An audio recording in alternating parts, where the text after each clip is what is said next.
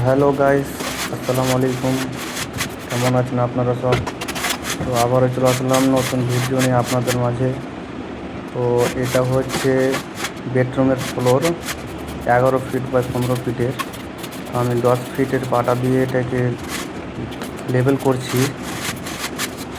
তো এটা দুই সাইডে লেবেল করে দিয়ে দুই সাইডের পাটা মেরে আগে তারপরে মিডিলটা সুন্দর করে দিয়ে মেরে দিচ্ছি।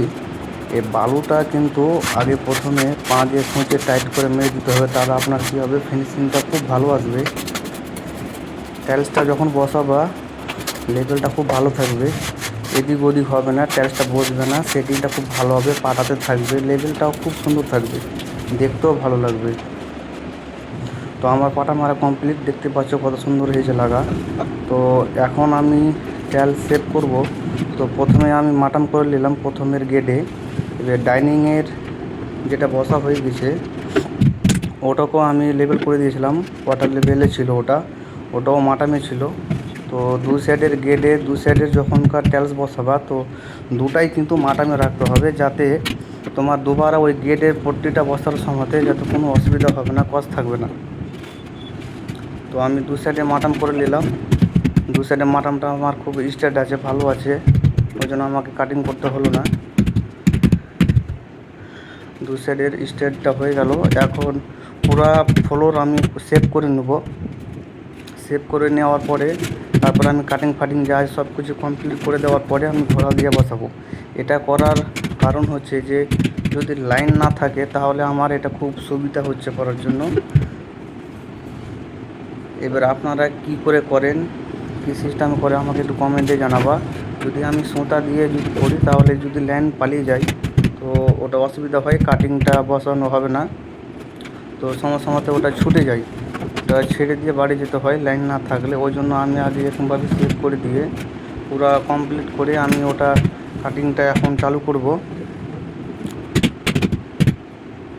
আমার ফ্লোর হয়ে গেল বিছানো, এবার আমি এখন কাটিং চালু করব। তো দেখতে পাচ্ছ আমি পুরো ওয়াল বাই ওয়াল পুরো মেপে 2-3 সুতা গ্যাপ করে দিয়ে আমি এখন কাটিংটা কেটে দেবো। তো ওটা পুরা 1-2 সুতা ছেড়ে কাটলে আপনার কী হবে, কাটিংটা ওই সিমেন্ট বা কেমিক্যাল দিয়ে লাগাইলে খুব সুন্দর হয়, স্ট্রেট হয়, একরকম থাকবে। তাহলে আপনার কী হবে, কাজটা ভুল হবে না, কাটিংটাও কম বেশি দেখাবে না। তো আমার সেভ করা কমপ্লিট। এখন আমি ওই ঘোলা দিয়ে টাইলসটাকে বসাবো, এখন দিচ্ছি। দেখতে পাচ্ছ আমার লেভেলটা কত সুন্দর আছে, বালি কোনো উঁচা নিচে নেই, কোনো পাথর নেই, কাঁড়া নেই। তো ঘোলাটা আপনাকে মিডিয়াম করতে হবে, যাতে পাতল না হয়, বেশি মোটা না হয়, মিডিয়াম ঘোলা থাকলে খুব ভালো হয়। আমি ভাইব্রেটার মেশিন দিয়ে আমি বসাবো এটা, ওই জন্য বালিটা যাতে হালকা করে নরম হয়ে থাকে, সেরকম মোটাও করতে হবে না, পাতলাও করতে হবে না, মিডিয়াম আমি যেরকম করেছি সেরকমভাবে করলে খুব ভালো হয়। তো আমি এটাকে প্রথমে কাটিং করে নেব। কাটিং করে নেওয়ার পরে আবার ওটার ওপরে ঘোলা দিয়ে দিতে হবে।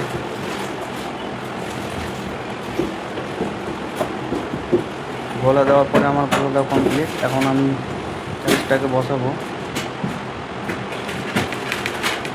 এটা ভাইব্রেটার মেশিন দিয়ে আমি কাজটা করি, এর জন্য খুব সুন্দর হয় সেটিং, ধপ থাকে না, আওয়াজ থাকে না, সেটিংটা ভালো হয়, খুব সুন্দর ফিনিশিং আছে। সেই জন্য আমি এটা 2-4 মালটা ভাইব্রেটার মেশিন দিয়ে কাজ করি।